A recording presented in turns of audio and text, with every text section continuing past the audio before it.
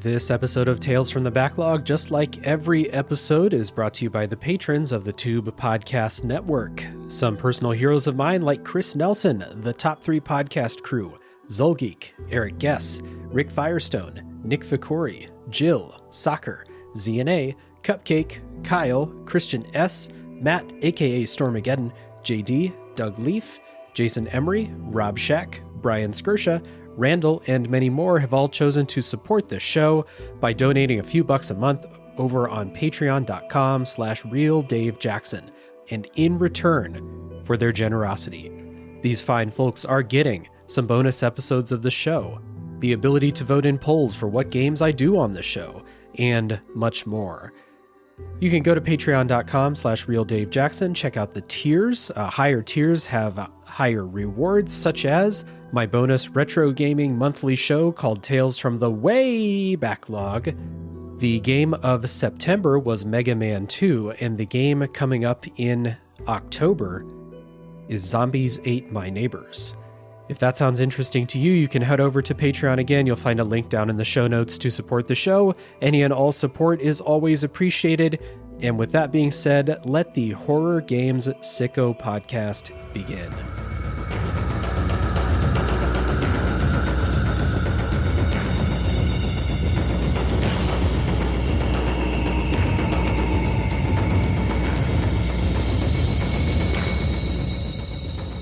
Hello everybody, my name is Dave Jackson, and you're listening to Tales from the Backlog. This is a video games podcast where we normally do backlog game reviews, but we have a discussion episode today. I'm joined today by 3 wonderful guests. They're all friends of the show and self-described horror sickos for this podcast here today. First up, returning to the show, co-host of Halftone Takes podcast and game designer Adam Bucceri. Adam, welcome back. Hello, always a pleasure. This was a special episode just for you. When this topic came up, it was like, well, Adam has to be here. Agreed. We're also joined by co-host of Super Ghost Radio, Gerry Thomas. Gerry, welcome to the show. Thanks for having me. Happy to be here. I heard you on a podcast describe yourself as a horror sicko, so I was like, Gerry's got to be here too. And we're also joined by a game streamer with lots and lots of horror games, Dogface Gamer, DFG. Welcome to the show. That's me. Thanks for having me. Yeah. Another one where I was like, every time I see the notification that the DFG's streaming, it's Dead by Daylight or some other horror game. So DFG's got to be here. So we are going to talk about the process of getting into horror games today. But before we get into that, I want to give everybody the time at the beginning of the episode to talk about that stuff I just talked about. So, DFG, we'll start with you. I mentioned you stream on Twitch. So what kind of stuff do you do? I already mentioned Dead by Daylight, but there's other stuff going on too. So on Twitch, I am a variety streamer. I play all kinds of games, but I have a huge bent towards horror. I absolutely love the genre. Mm-hmm. Dead by Daylight, it's not exactly horror in my mind. It's more just get together with friends and have some fun. It has like a horror motif. But I play all kinds of horror games. I really like indie horror, stuff like Chill is Art and Imica Studios and stuff like that. But yeah, I play. I'm there 3 times a week, and just if it's horror, I'm probably going to play it. Hell yeah. Awesome. And Gerry, your first time on the show. Tell everybody about Super Ghost Radio. We're like I guess like a comedy video game podcast. We kind of just shoot the shit mostly. We kind of usually pick not like a single topic, but we kind of just talk about like what we're playing, what we want to play, and what we're gonna play. That kind of thing. And it's a bi-weekly show that comes out on Fridays. We do have a Twitch channel that I have tried streaming some stuff on. We did stream all of Code Veronica. Thank God that is over. That was not a good time. That was an amazing game 20 years ago. Yeah. And yeah, we it's myself and my 2 co-hosts, Greg and Beth, and yeah, we just like to have fun. We don't take ourselves too seriously, and yeah, mostly comedy. I'll say we're not professionals in the art of game journalism or anything, but we like what we like. Hell yeah. Awesome. Well, it's good stuff. Just today, I listened to a top 10 RPGs episode that you recently did. Not recent when the time this comes out, but if you go looking back a couple months ago, as people hear this, you'll find that episode. I love a good list. So I was like, oh yeah, got to listen to that for sure. So good stuff. Welcome to the show. Good to have you. And Thanks, buddy. Returning for the third time, I think, on the podcast. Adam, Number 3, welcome baby. back. Yeah, we previously talked about Shadow of the Colossus and the Resident Evil 4 remake on the show. And we've talked about Enter the Survival Horror. I'm going to pronounce it all in one take one of these times.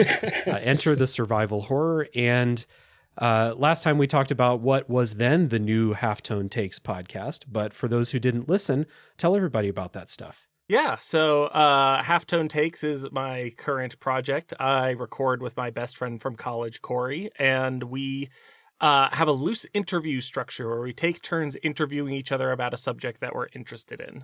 And we're usually talking about media, and often the conversation becomes impassioned pleas to create recklessly, and talking about my endless fascination with the realities of creative work, the creative process, and how, media is a miracle. Every movie that comes out, every game that comes out, we're made under incredible hardship and adversity, and just like cherishing what we've got, and always hoping for better.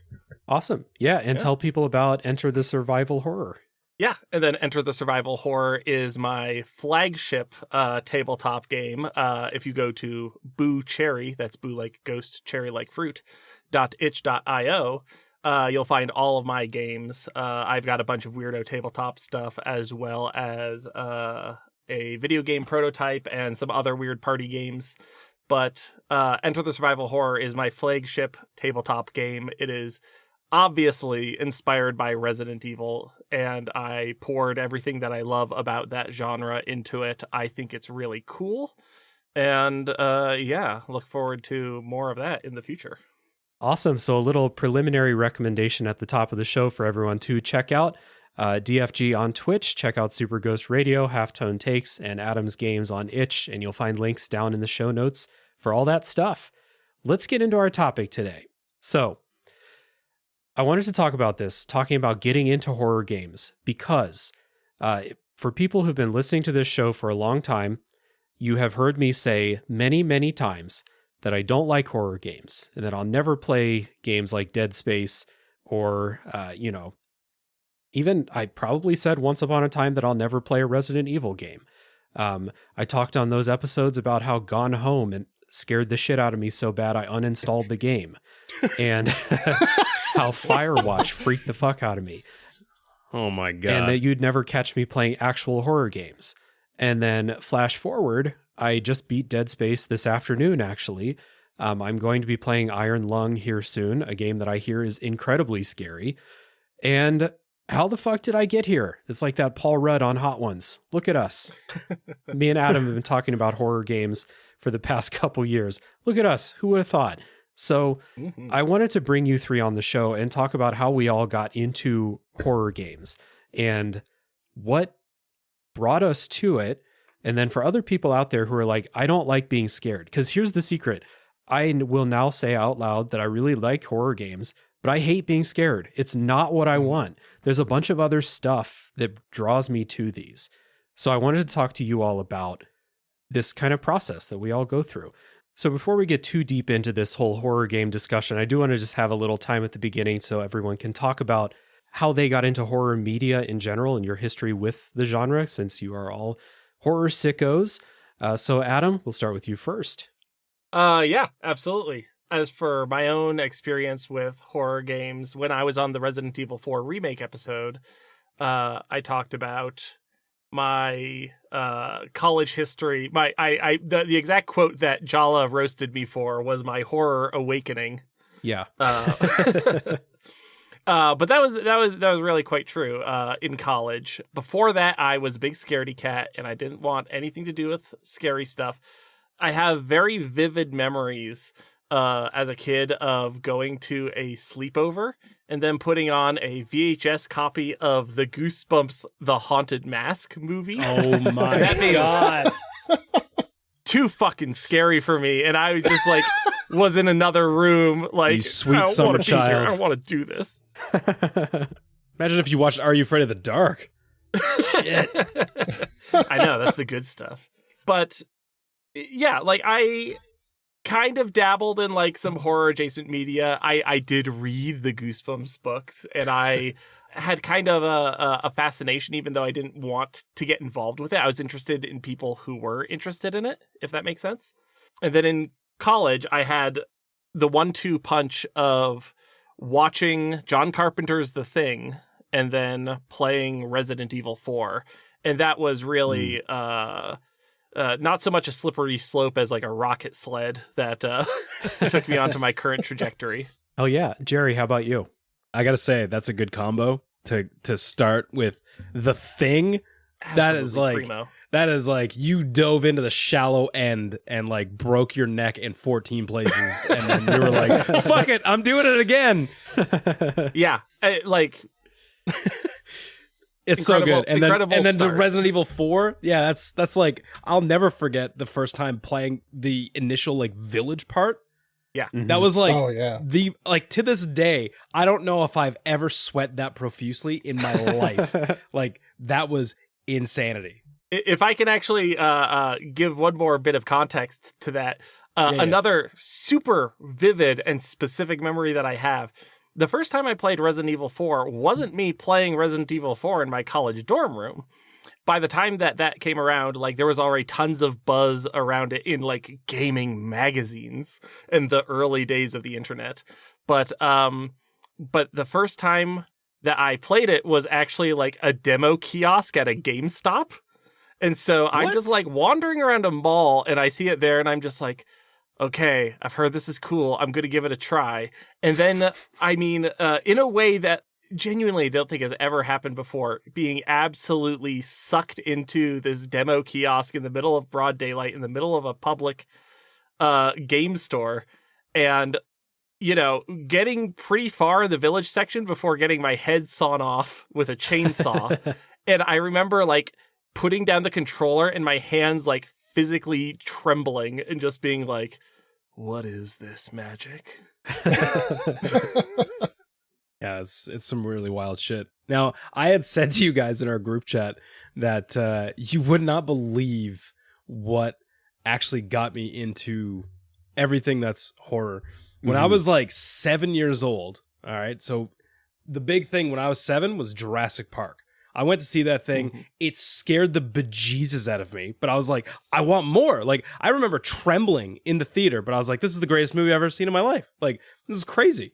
And then, of course, I wanted to rent the video game. Now, I don't know if you're aware of the Super Nintendo Jurassic Park game.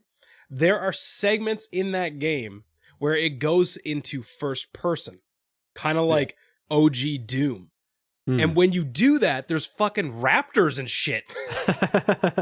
And I remember my poor 7-year-old soul just evacuating my body. Like when I seen those raptors like leaping at you.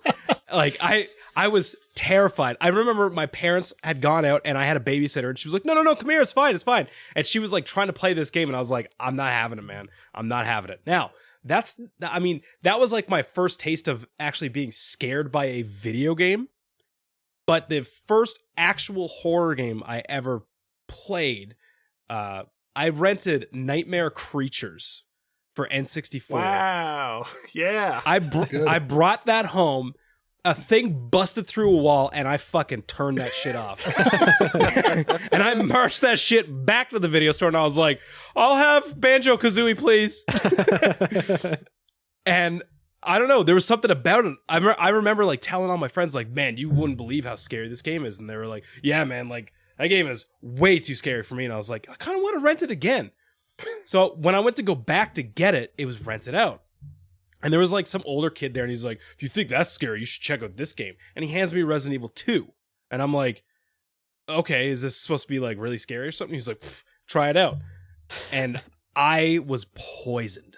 by that game. Like I could like there's nothing on this earth that has ever scared me more than when I first rented that game. Like that was something else. So I guess Nightmare Creatures was technically the first game in horror that I've ever played in that capacity.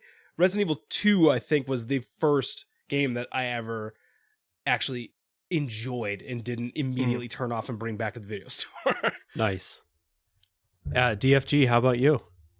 I guess I'm the odd one out here because I have just been drenched in horror from the youngest of ages. I was way too young to watch Night of the Living Dead at like 4 years old. Mm-hmm. Oh my God.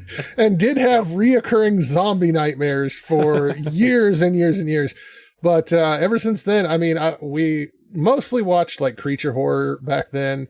But all kinds of bad B-movie horror I've always been into. And I kind of had to wait for video games to get to the point that they were actually scary. Mm-hmm. The first horror game that I played was Friday the 13th on the NES, and it is not scary. It is horrible. It sucks. It sucks. It is just the most annoying game. It doesn't have the fear factor. Like, yeah, Jason shows up, but it's like, whatever. It's just some pixels. But the first game that I can remember that I actually felt like, oh my God, this is scary. We rented Resident Evil, the original one. Actually was the director's cut, but from a movie place. And I sat down and started playing it. We had just gotten a PlayStation.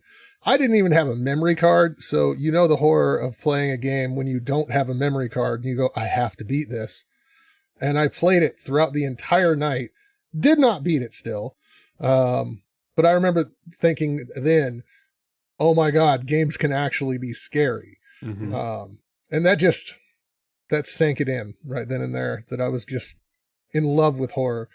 Now, the weird thing is that I'm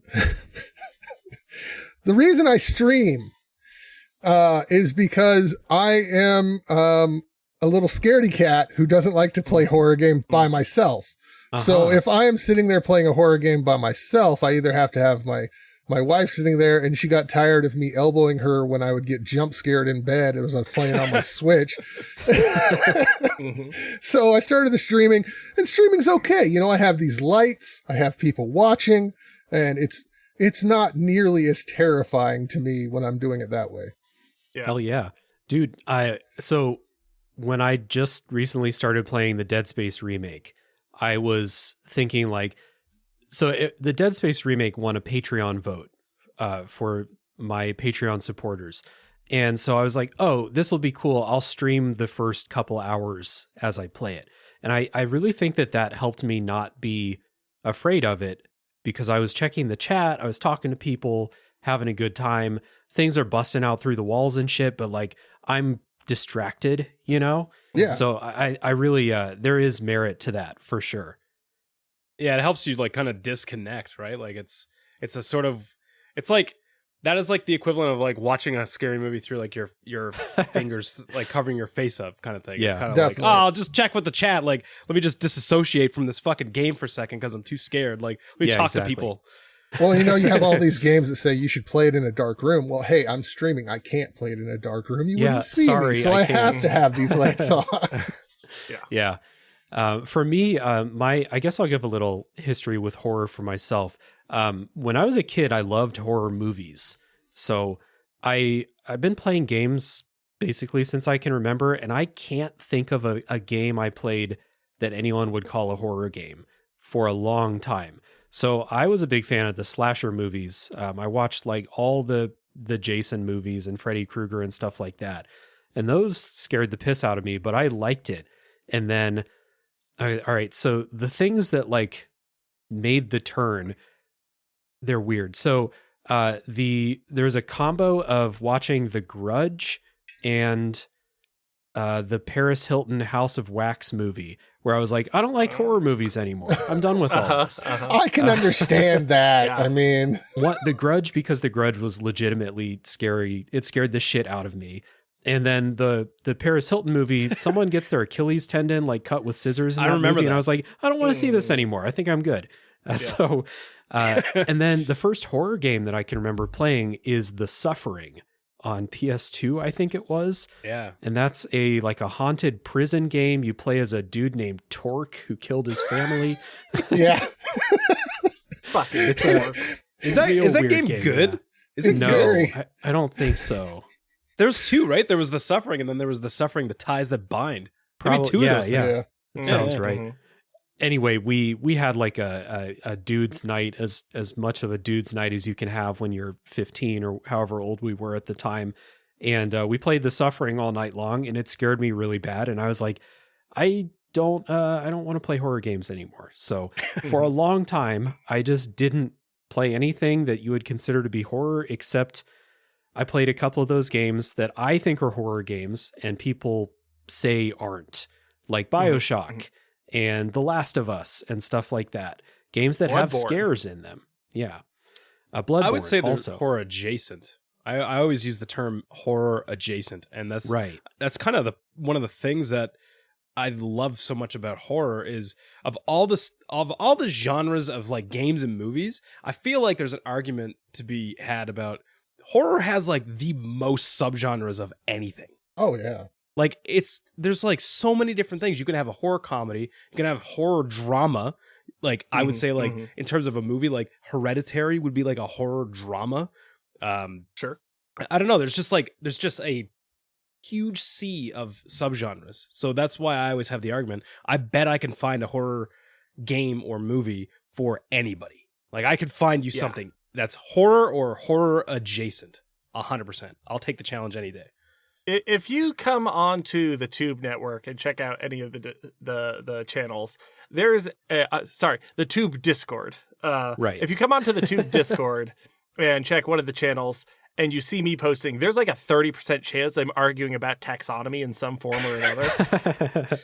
I just find it really interesting, and horror is like really uniquely fascinating in that way because there's so many ways that you can categorize it.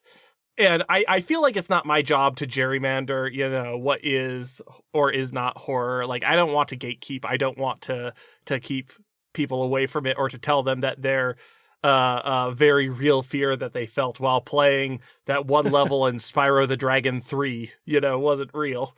But there's all kinds of non-horror things that have little horror bits snuck into them that I feel like those are often gateways into more quote unquote pure forms of horror, where someone is just like, hey man, I was playing Metal Gear Solid 3 and I had a boss fight against the Sorrow, and it's just some ghost who made me feel bad. And and I felt like that was really potent and interesting. And is there more stuff like that? Well, I was just gonna say, I kind of disagree with the idea that BioShock isn't horror, because I do feel like it taps into one of the deep fears in people, and that is drowning. You're constantly underwater. You're in a leaking underground city that has water pouring in. So you have that atmospheric fear of this could bust in at any moment. And then you also have people popping out and attacking from corners. I think I totally thought it was think body this horror. first one could be Yeah. I would totally say that 100% BioShock is what I would consider horror adjacent. I wouldn't say I wouldn't say like, oh, it's a horror game, but like definitely if you're a horror fan, you gotta play BioShock. Like it's just it's so good for that stuff. If something is even a little bit scary at times, it's horror adjacent. Like it doesn't necessarily have to be like scares upon scares upon scares upon scares, or like gory or bloody or all those things. It just needs to have like, even if it has a segment that's kind of horror, like you were saying in Metal Gear, like if there's like a part in Metal Gear, it's like, yeah, that was, you know what, horror fans, you should probably check this out. It's kind of cool. Yeah.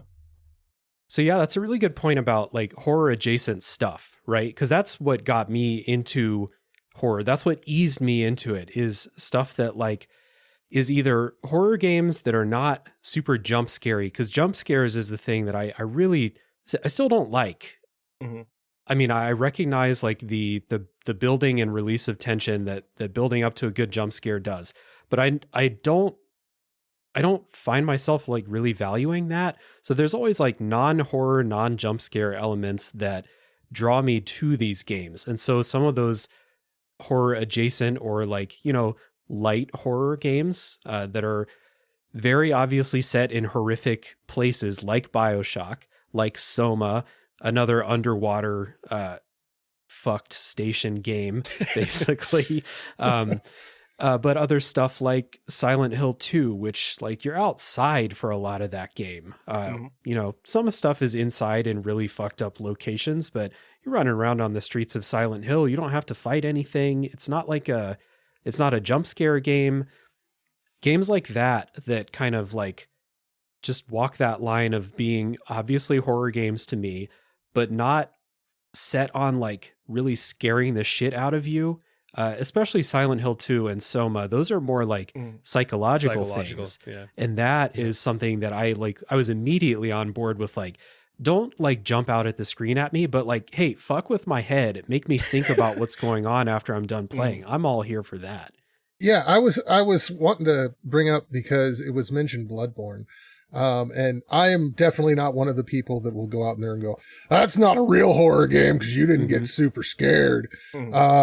I think like it goes back even before video games because like Mary Shelley's Frankenstein is a horror novel, but it's not like jump out of your seat scary. It's the themes and the ideas. Yeah. And like with Bloodborne, the entire atmosphere of Bloodborne is horrific. But you don't go through it horrified. You go through it going, oh, I wonder what's around this corner. So I think a lot of horror ideas of just having to be super scary, I think that's a part of it, but it's not the whole.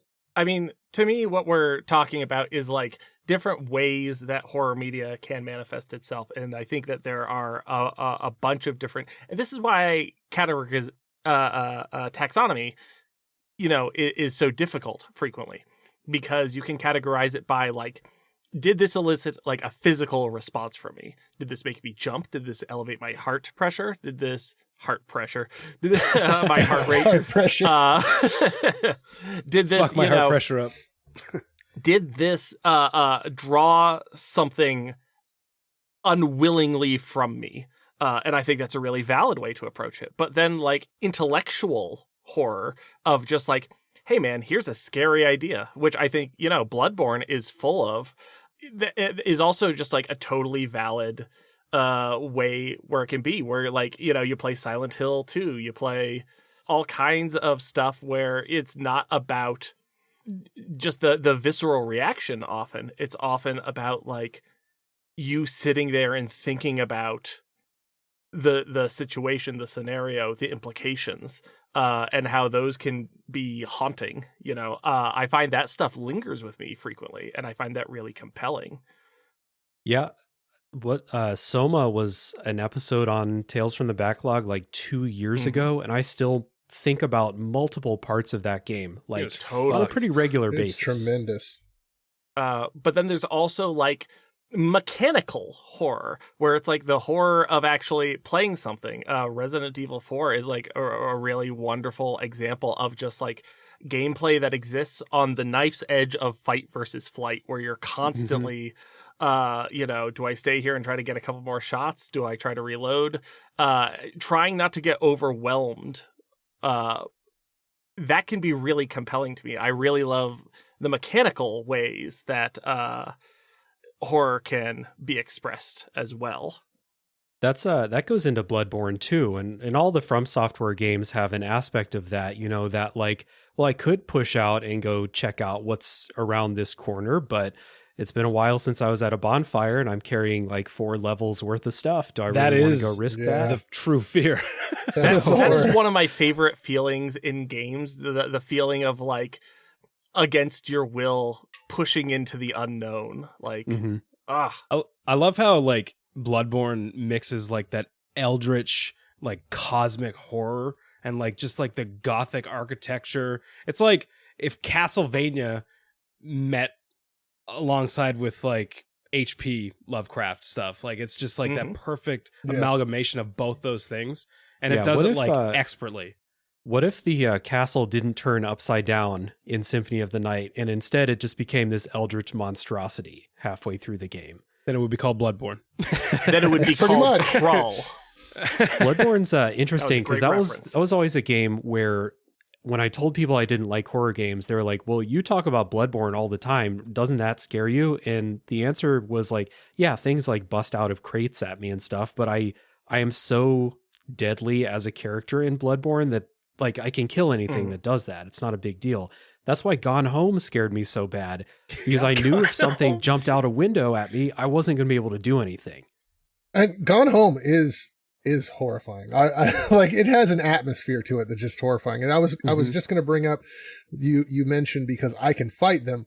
For me, the horror games that I absolutely adore are the ones that I don't feel like I'm in control.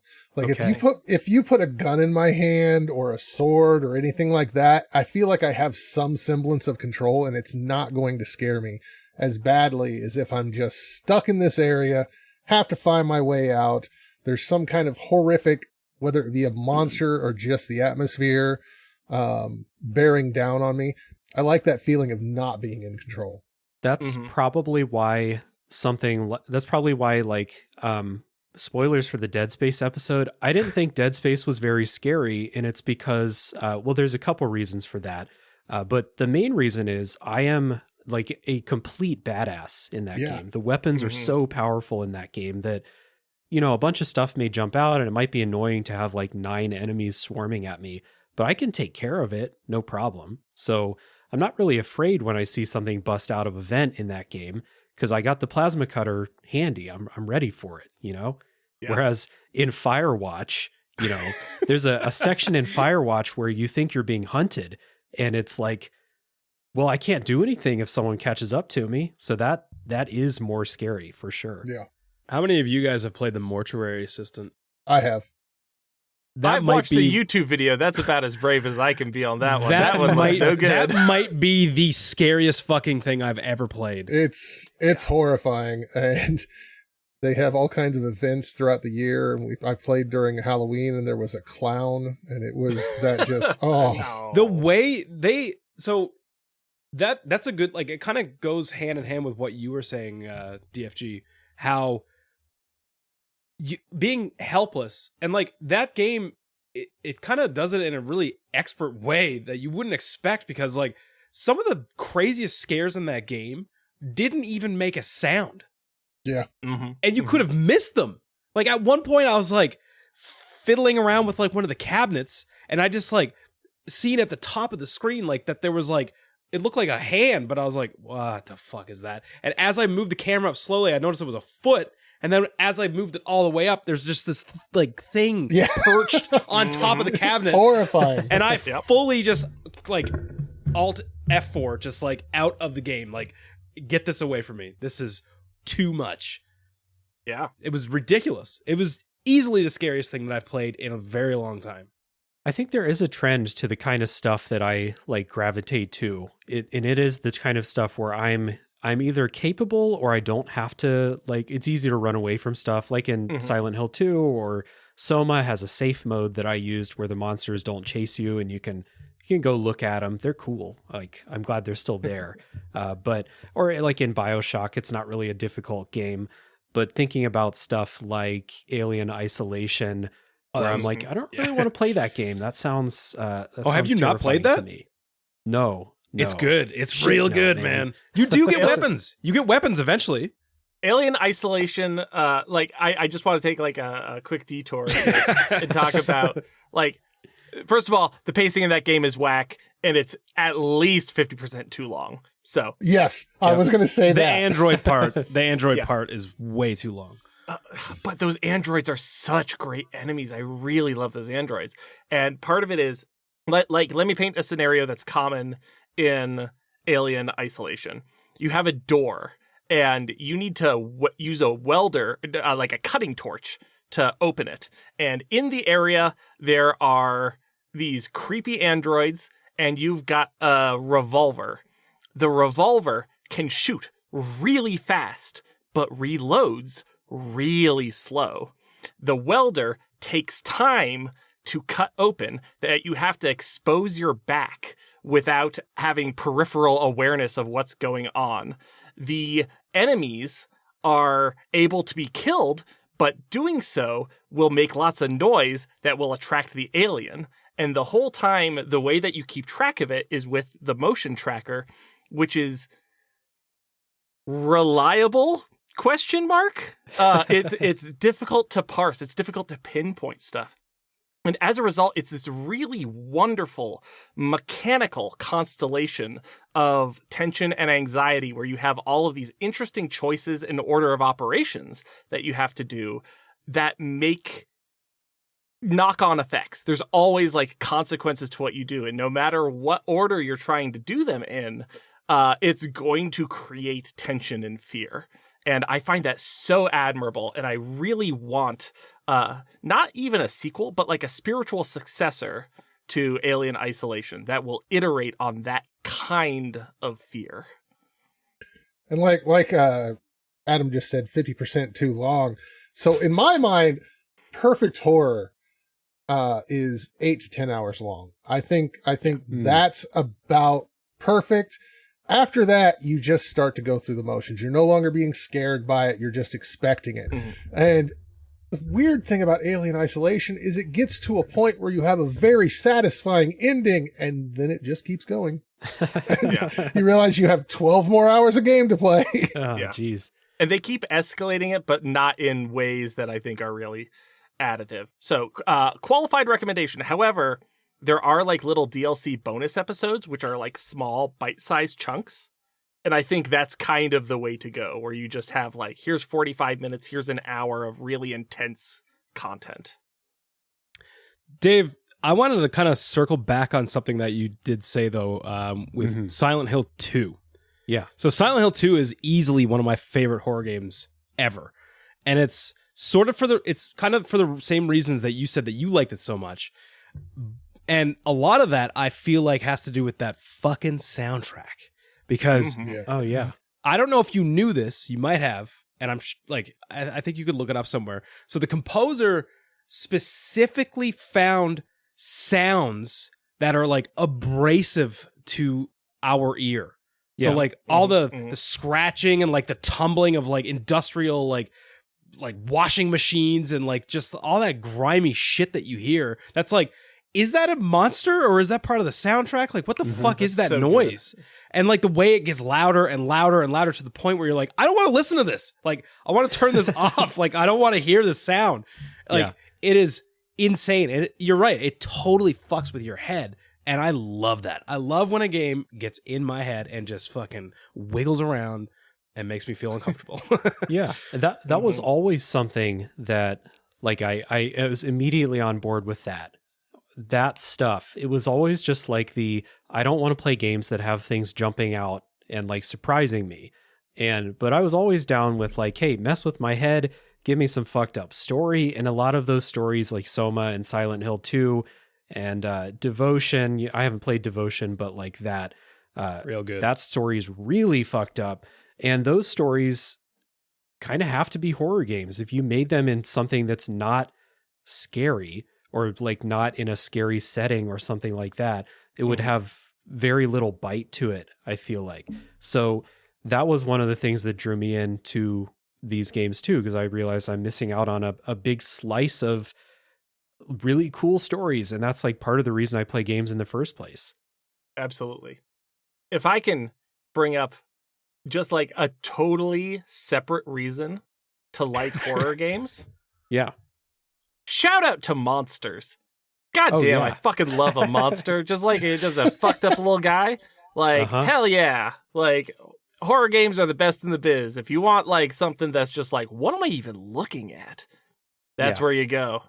From Software are the kings of monster design. Oh, they're so good. From Software are great at it. The necromorphs in Dead Space. I got Dead Space on the brain. Great monster designs. Mm-hmm. The Resident Evil 4 remake makes a couple of like great little tweaks. The spider Plagas Like, oh, that's so good when they jump on someone and just start driving them around. Yeah. Love it. Yeah, so gross. Shout out to monsters. Yeah. Yeah, big shout out to monsters.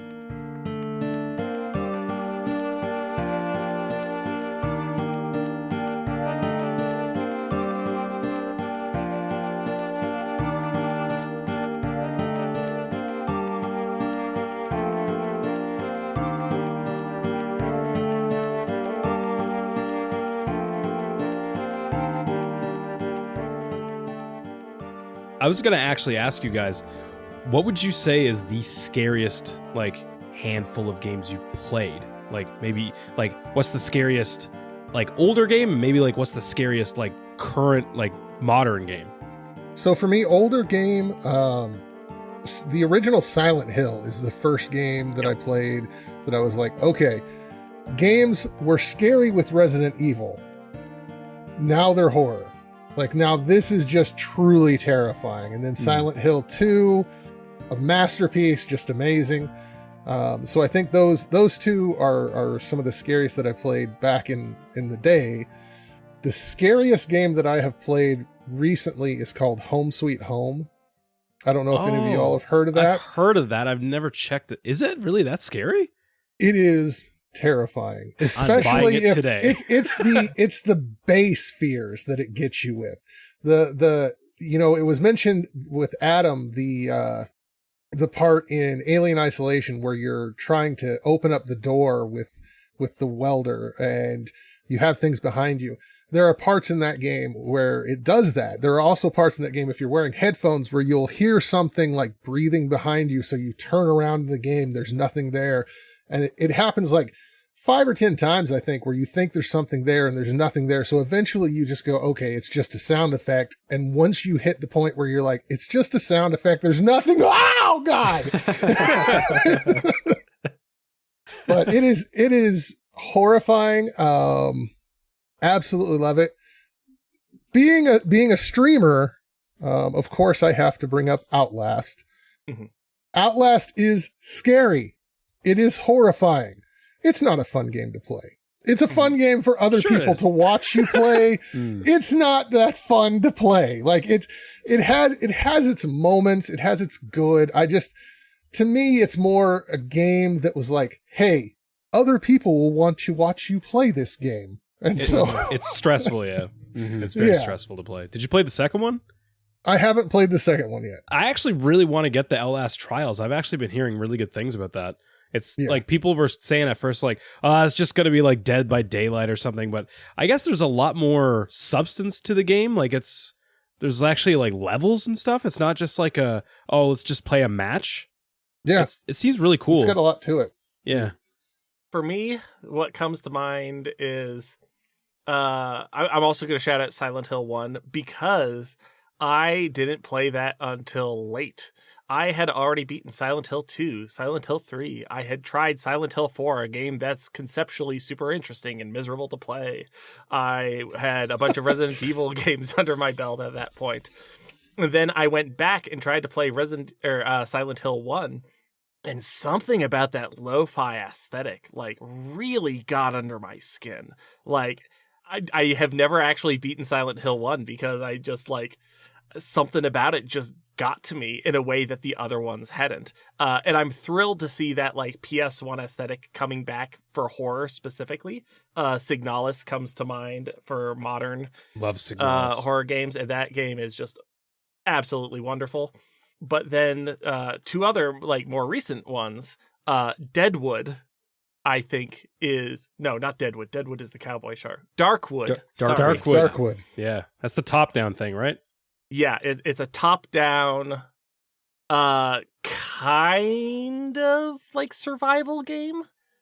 That game is almost too scary to play. Again, purely for mechanical purposes, the way it limits your vision, the way that you have to, like, barricade yourself in at night in order to survive what's coming your way, like that feeling of the ticking clock and the sun going down.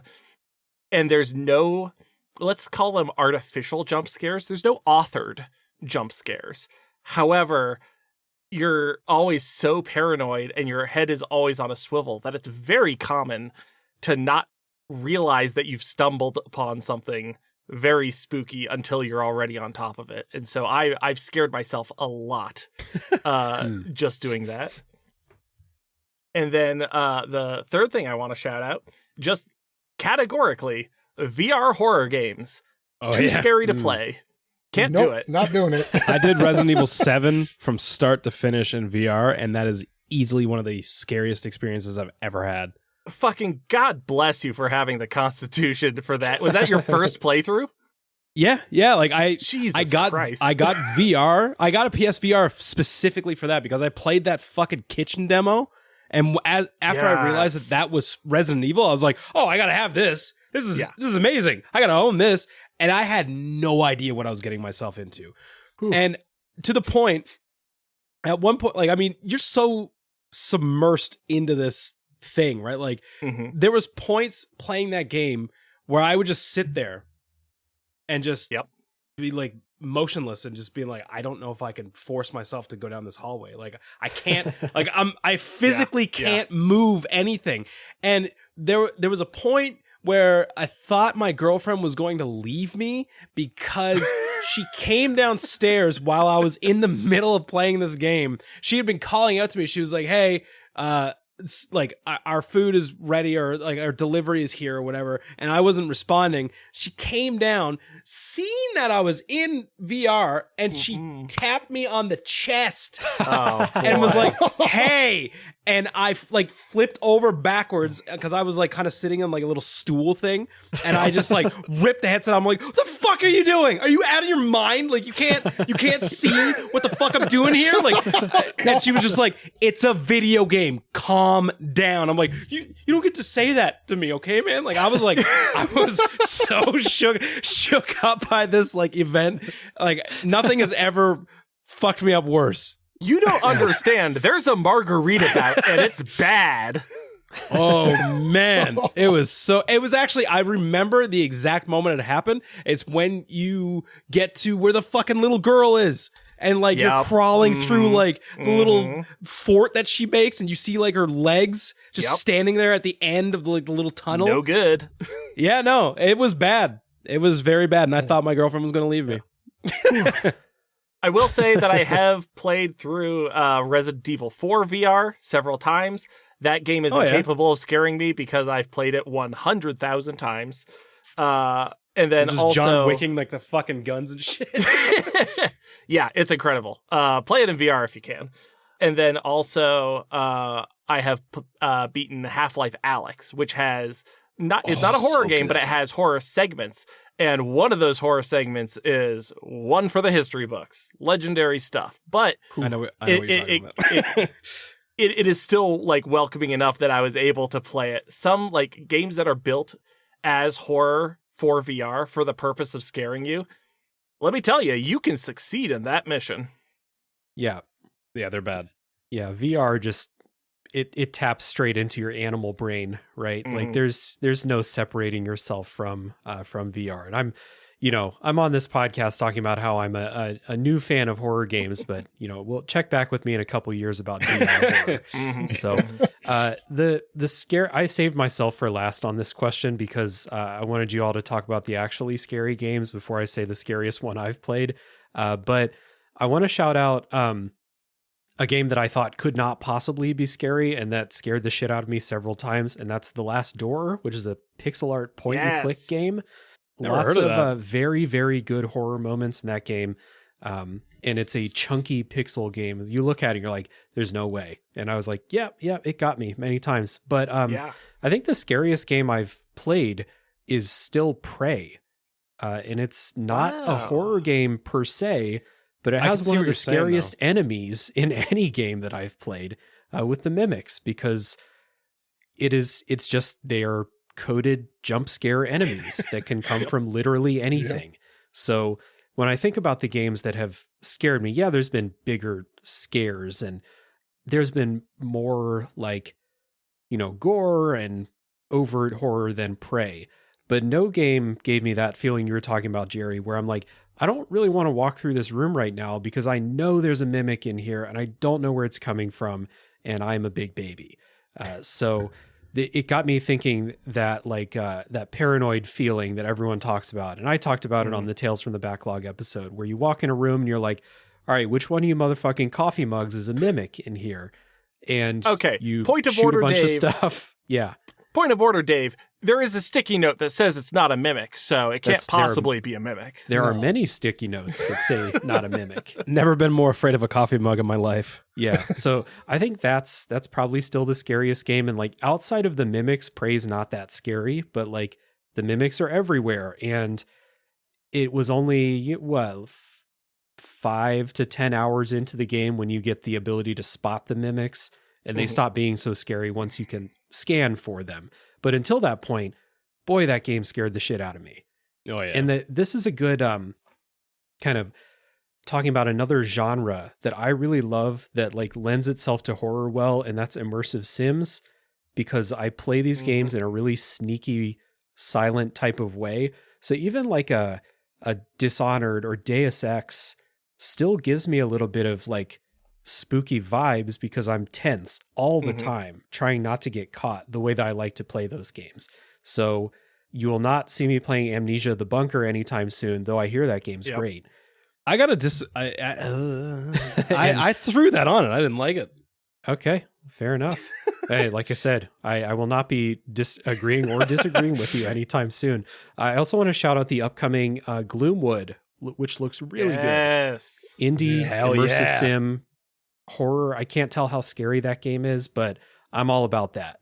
So this is like a genre that was another kind of like way for me to like wedge my way into playing more like overt horror games, because I've been playing games that were already making me tense anyway, you know? I was just gonna quickly shout out so the one old game that I wanted to shout out that actually to this day I have not gone back to beat, and I feel like I should. And maybe I will this weekend. Maybe I'll give it a go, just because, for the backlog, if you will. I will. Clock Tower for Super Nintendo. See, you mentioned a Clock Tower or a Super Nintendo game as your gateway, and I was like, it's Clock Tower for sure. Yeah, that's Clock what Tower I was thinking as well. For Super Nintendo. Guess what, guys? That game's fucking scary. It's because of tension. Like you're so helpless, and you're just like, click on the bathtub, get in the bathtub, I fully recommend anybody to just get their hands on Clock Tower for Super Nintendo and just give it a once over. That game has a upcoming remaster, so that will be more widely available very soon. It does? Yeah. Oh my god. Yeah, Limited Run, I think, is working with that, right? Oh, bless them. Bless their socks. It's gonna be awesome. The more recent games, one of which I'm currently playing, but have you guys heard of Puppet Combo? Yes, I love Puppet Combo. Holy shit, they make fucking awful looking games that are scary as shit.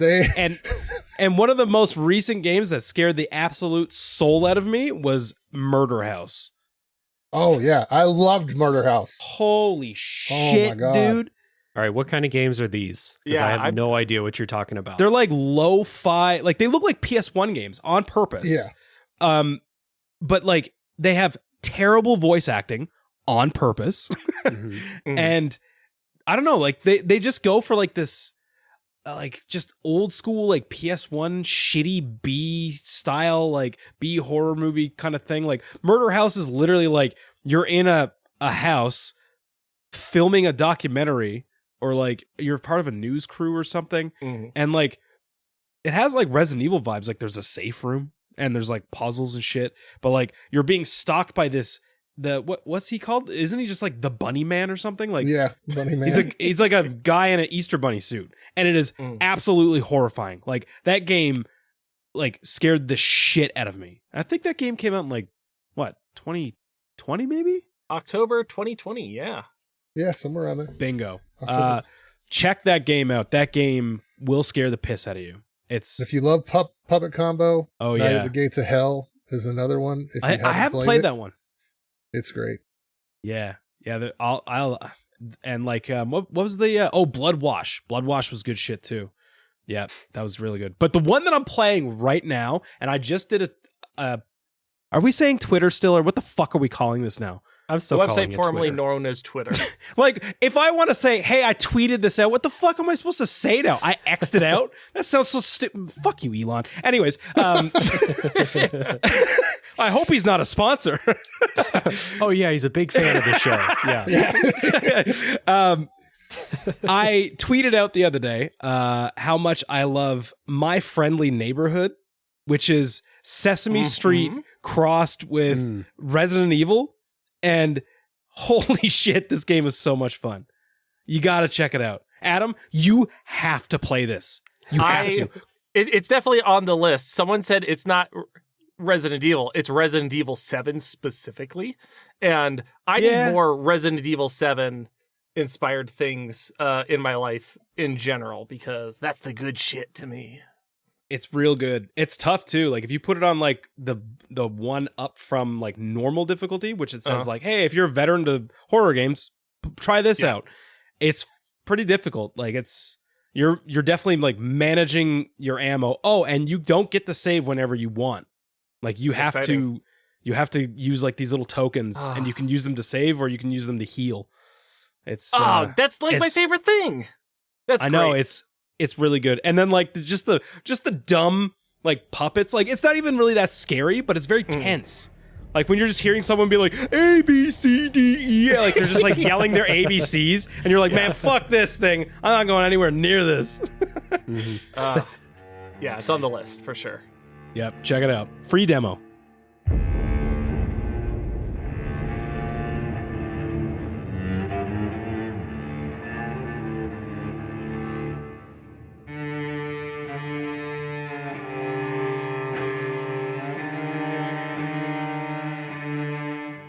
So I think that this is a good time. We've been talking about like some of the scariest stuff we've played. It's time to take a step back and think about the beginners, the people who want to ease into horror, the people like me 6 months ago.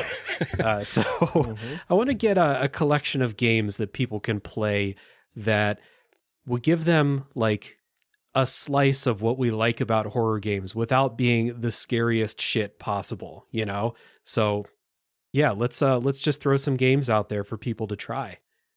Before we talk about specific games, I want to highlight what you said earlier, which is the value of having someone else in the room with you, the value of controlling your circumstances, the value of whistling in the dark. That is a really potent way to get through something that's scary. And I think that is going to be really common in most people's early horror days, because I have very vivid memories of playing Silent Hill 2 in a college dorm with 2 other people around me and me being like, guys, I don't want to go through the door. And then being like, you gotta go through the door. You gotta go through the door. Yeah. So just in general, you are in charge of your environment. You control the circumstances. And that is an additional way to adjust the fear. So always keep that in mind. That's true. You do not have to take the game's advice and play it in a dark room with the curtains drawn. No, you must. never. That's what you do after you've desensitized yourself and you're just trying to feel fucking anything. Yep. So I will be playing Iron Lung here soon, surrounded by all of my friends and family. Iron Lung is the love of my life. I don't know anything about this other than Markiplier is making a movie. Yeah, it's so weird. it's basically it got back in the news recently when that Titan sub went down near the Titanic or whatever, because that's basically what the game is, from what I hear. The dev felt really bad because his game started selling like hotcakes. Exactly. Yeah. So that's going to be coming up on the show in October, so people can look forward to that. The only true way to play that is with a Logitech gamepad. Got to run out to Walmart first. Yeah. Let's get some horror recommendations to ease some newbies in. Okay, so for mine, I just want to mention this Call of Cthulhu. It is scary in the eldritch horror kind of way, but it is a game that you can't lose. Like it's not, it's incredibly easy to play. So it has that horror, but at the same time, it has that I'm going to make it through this. So it's a really good game for beginners. To be clear, you're talking did about the play that newer game. Call of Cthulhu game, not Call of Cthulhu Dark Corners of the Earth. No, not that horrible game. Horrible Dark game, Corners of really? the Earth has a really great first act and then It falls has off a a great, cliff. yeah. It's good at first, and then no. Stop once That, you get a gun. That new Yes. Call of Cthulhu game is a good recommendation. I played that last year. It's definitely, it's got all the horror vibes that you want, and it's only got a couple sections like where there's actually a monster or something. The rest of the time, you're just kind of going in dark places where eldritch shit might happen, but it's not not stuff busting through the walls at you. Mhm. Yeah. It's not hour after hour of bodies busting out of shit wood onto pavement. I didn't rig shit. Another one of my suggestions would be Dredge. Oh yeah. Yep. I heard that's Fantastic really good. game, and it's just the lightest of horror on it. But it's just about the perfect game you can play. It has a great gameplay loop, and it's just a blast to play. That's one of those mechanical horror things that Adam was talking about earlier, like that, I want to get more fish to make more money, but after dark, some spooky shit happens, and I don't really want to be out after dark. So it's that risk reward thing that's pulling at you. And The life of a fisherman.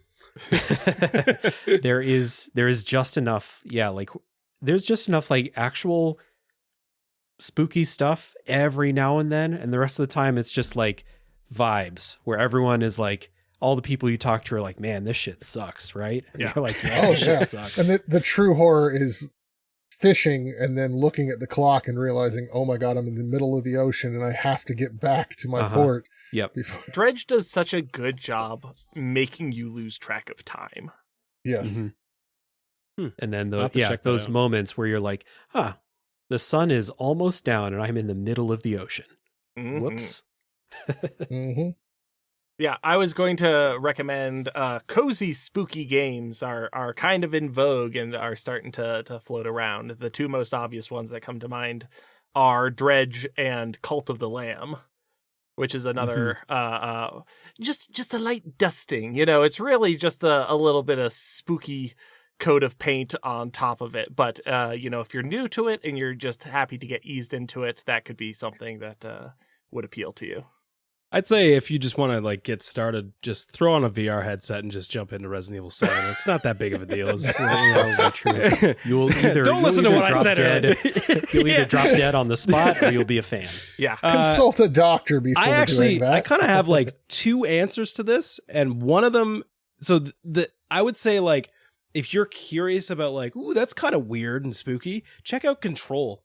Control is like kind of weird, like X-Files-y, like I don't understand this, therefore I'm scared, like kind of thing. Like, and like, the people just like floating in the air and shit, like makes you feel uneasy, but it's not like straight up like I'm scared to death of what's going on in this game. It's just more like this is weird, Right. and like freaky, It plays into fear of the unknown.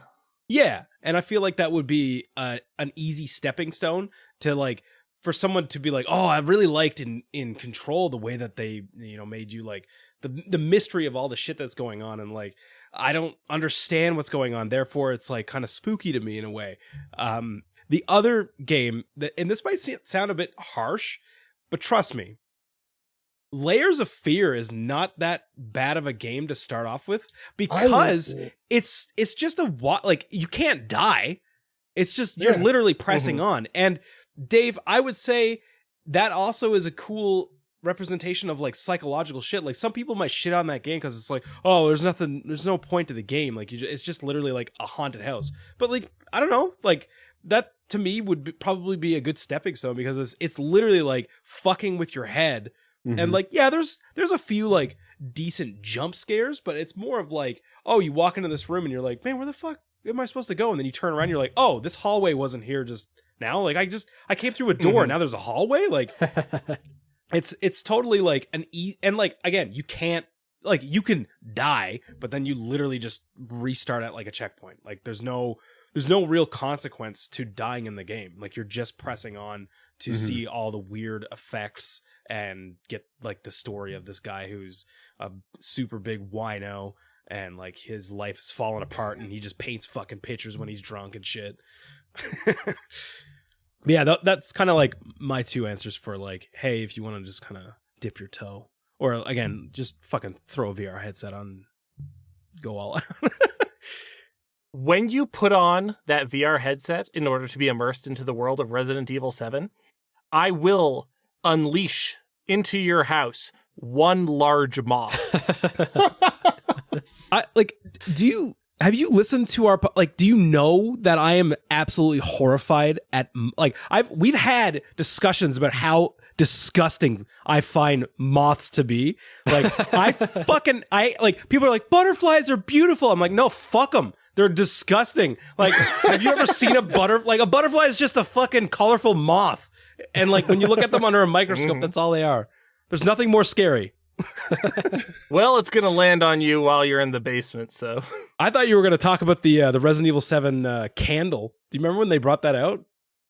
You remember No. You've never seen this? Candle? What's the candle? Capcom released a candle to go along with Resident Evil 7. It was like a digital candle, and it would emit scent to go along with the game. Okay. Yes, I swear to God. Look it up. Oh, man. That's wild. You're playing Resident Evil 7 with the virtual smell-o-vision, and you're like, I think this thing's fucking broken. It just smells like mold in there. Like this. Whatever the fuck's going on in that kitchen. It's no good. Oh my God. The first time seeing that kitchen and just going around and looking at stuff. Oh yeah. So Resident Evil 4D candle is what it was called. Oh my God. All right. It's real. It's a thing. That's hilarious. With the Layers of Fear that you mentioned, because I really enjoyed Layers of Fear when I played it. If you play Layers of Fear and you like it, play the Amnesia games. You'll like them too. One of the best things about the Amnesia games is if you die in it, like if the monster gets you, it actually respawns you in a better position. So you're farther into the game. Like you can't actually lose that game either. It pushes you forward. So I really enjoyed them. Oh yeah. My recommendations for people like me at this time last year are the kinds of games that I was playing at this time last year. So games that are, a little bit spooky in atmosphere or in story, but not scary. So something like Returnal feels good. It's dark. There's aliens. It's difficult. It's tense, but it's not a horror game.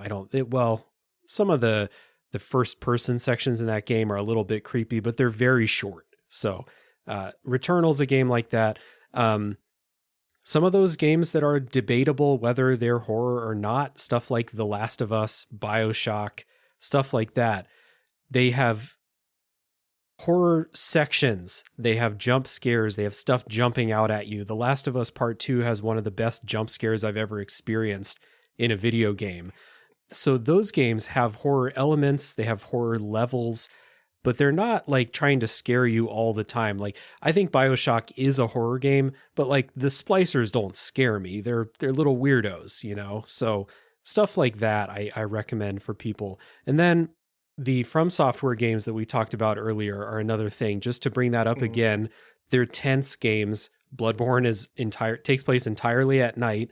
There are jump scares, things jumping out at you, but you can kill everything. So it's not like a really big deal.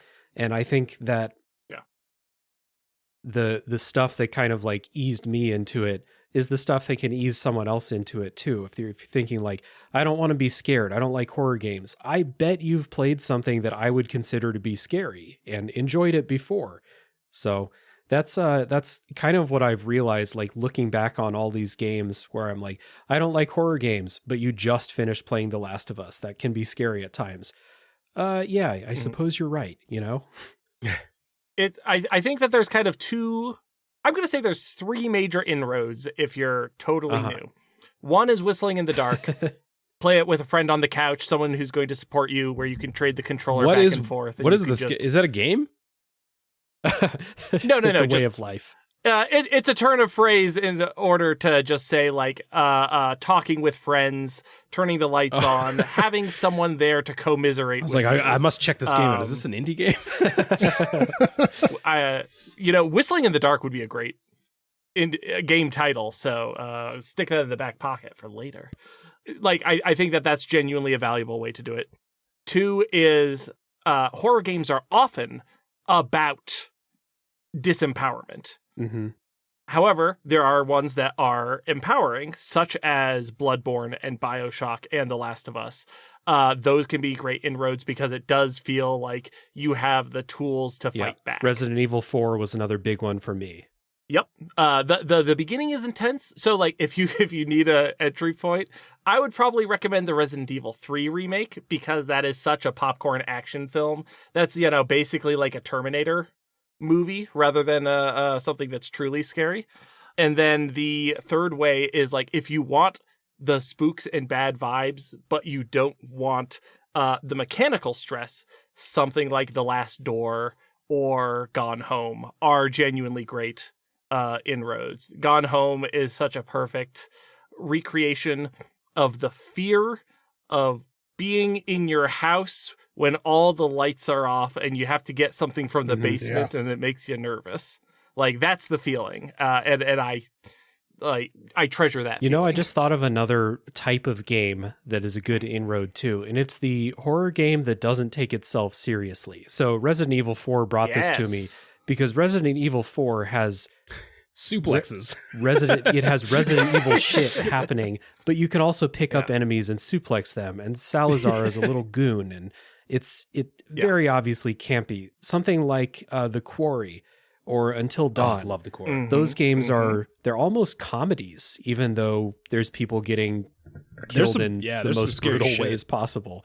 And Until Dawn has like some legitimately scary scenes in it, but it's like 5 hours of like teenage 80s horror movies and then like one scary scene and then more teenage horror movie. So like it's not like it's not something that I can't handle. You know what I mean? Like if it's just happening every now and then. And then The Quarry is even less scary than Until Dawn.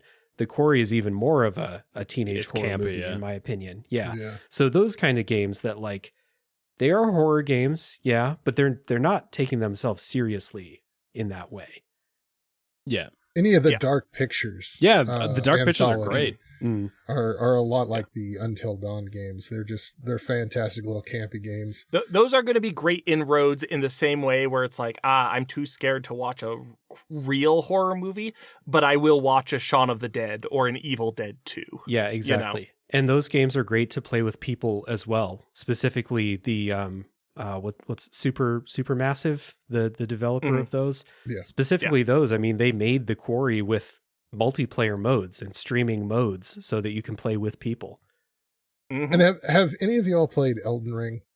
Oh yeah. Okay. So we've mentioned Bloodborne, but Elden Ring, that first moment when you find yourself in Caelid. And you realize you are not ready for Caelid. And you are horrified. And so that's a good little toe dip into horror because later on, you come back to Caelid and you are just a badass. And you're like, no, you big birds, you T-Rex dogs, you ain't going to mess with me. No, look at my big ass sword. Did you guys all get so I don't know if it was the same for you guys, but I just like happened to find a chest that was like boop and like teleported me to Caelid, and I was like, oh, I'm in a little cave. This is kind of cool. And then you would emerge and you're like, oh, I don't like this place at all. Yeah, that is legitimate. I want to go home. Legitimately the worst feeling I've ever had while playing a video game. I legitimately laughed out loud at that, and I'm like, From Software, you're hilarious. You sons of bitches. Yeah. Great prank. Yeah. You could have been a mimic. Why weren't you a mimic? I just wanted to... Sorry, go ahead. Real quick, like, something that I do find fascinating. Elden... I don't know if this is controversial, but I think I 100% believe this sincerely. I think Elden Ring is exactly as much of a cosmic horror story as Bloodborne is. The difference is the aesthetic. It's a lot brighter, and you don't have like the traditional tentacle goopy monsters, but like all of the ideas in there, like this is a cosmic horror game, like through and through. And I think it's really fascinating that like you intellectually have all of those same scary ideas, just in a different visual and aesthetic package. Yeah, Elden Ring makes you dig for that knowledge that that's what's going on more than Bloodborne does. You don't actually fight, cosmic. Well, you fight a couple cosmic entities in Elden Ring, but You extremely do. not to the point that Bloodborne gets to, I think. But yeah, it's a good point. It just hides it a little bit. Mm-hmm. I was gonna say, you kind of made the gears start turning in my head when you started talking about like playing with friends and how that can like help you get into games, whistling in the dark. Yep. So I feel like Dying Light 2 might actually be a good way to do that, because like Dying Light 2 actually isn't all that scary, but it has that tension because you're like, oh fuck, I gotta get out of the dark. Like I gotta go rest somewhere so I can make it light again. And it's really not as scary as you might think it is, especially if you're playing co-op. Like if you're with like 3 other friends and you guys are just parkouring around the city, like it's really not that scary, but it is intense. Like it's definitely like really intense. But yeah, I feel like that would probably help to make things not as scary if like, you have 3 other friends. I think it's 4-player co-op, I believe. But yeah, if you just got like another friend running around with you and stuff, like that game might not be that. We cannot talk about scary night times in video games without me bringing up Dragon's Dogma, which has the best nighttime in video games. And it's not a horror game, not in the slightest. It is a goofy ass game. But when the sun goes down, you're like, oh shit, I better get inside. Yep. Isn't it like pitch black? Like literally like pitch black? Pitch fucking black. Yeah, and it's fantastic. I should play that game. I was just going to mention another great co-op one to dip your toes in, The Forest. The Forest is an amazing game, and it is horrifying if you're playing it by yourself, but if you get a good group of people together, it can be hilarious. Hell yeah. It's good. So we've got playing games with friends, playing games with the lights on, doing whatever you can to change the environment that you're playing in. Playing games that empower you, like Resident Evil 4, like BioShock. Dead Space also, like, I think Dead Space for a lot of people is a scary game. I didn't feel it because I started Dead Space with other people, and then by the time I was playing by myself, I am a killing machine. So we had that. What else do we have for ways to get people in? Luigi's Mansion. Oh, Luigi's Mansion. Unironically, actually pretty good touch point. Yeah, for sure. Love I'm Luigi's sure Mansion. that Resident Evil Mario. Yeah, because it's Nintendo doing a horror game. Mm-hmm. Yep. Yeah, kind of under the category that you were talking about of horror games that don't take themselves too seriously. Yeah. Yeah. Nothing involving Luigi is taken very seriously. Yeah. Except for Luigi in Mario Kart, he takes himself pretty goddamn serious. Oh, that's true. Yeah, Luigi's up Death B in glares. Smash Melee. He takes that seriously. Yeah.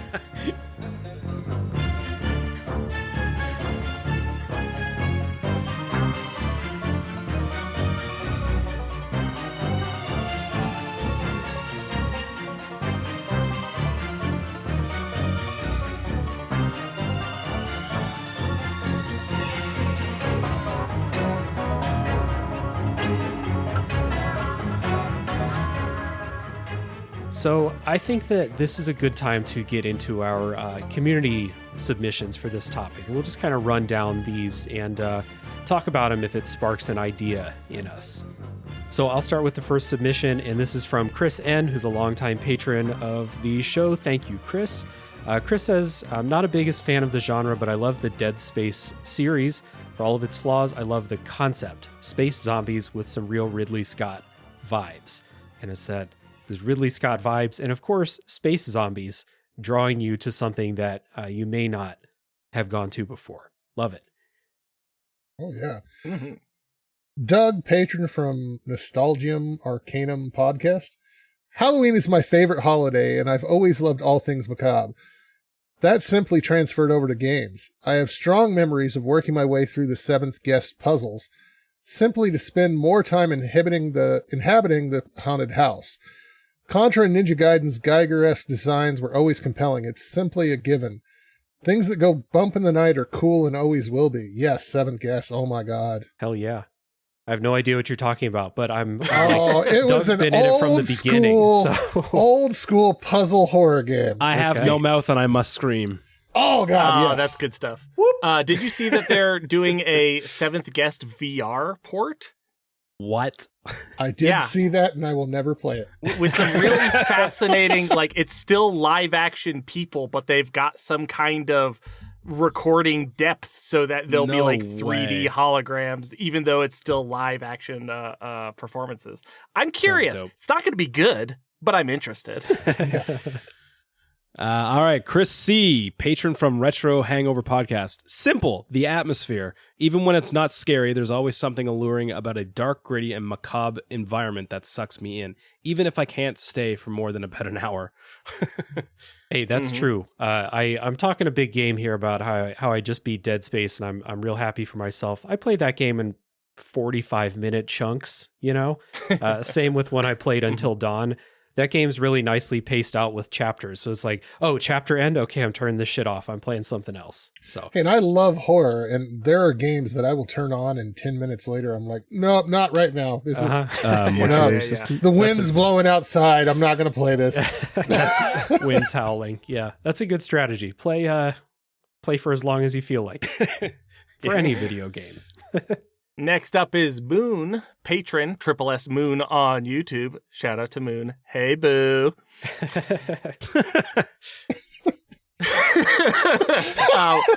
We're married on the Discord.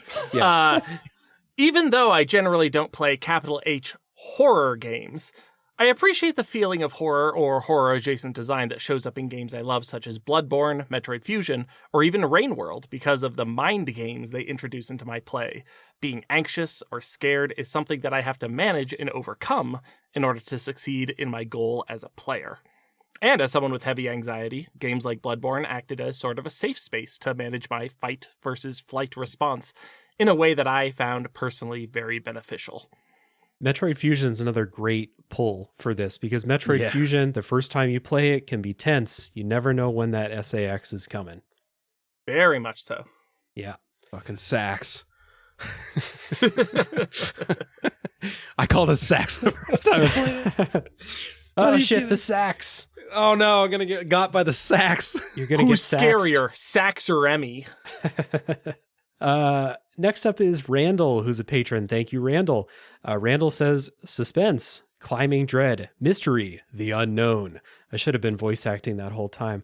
That is what I think makes an amazing horror game.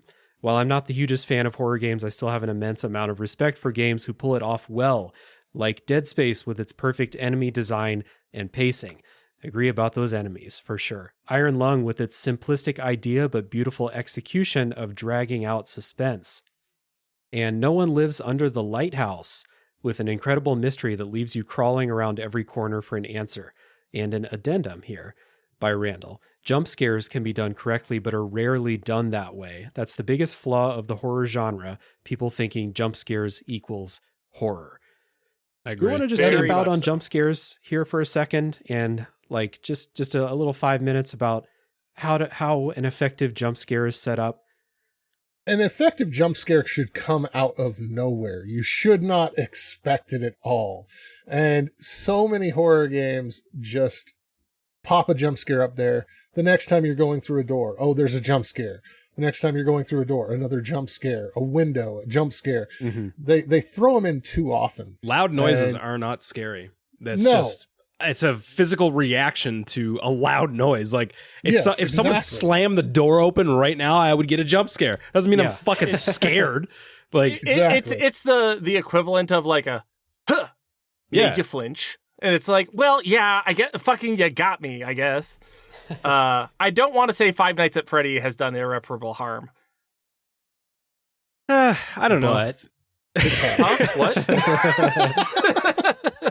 There we go. I've gotten got by that game.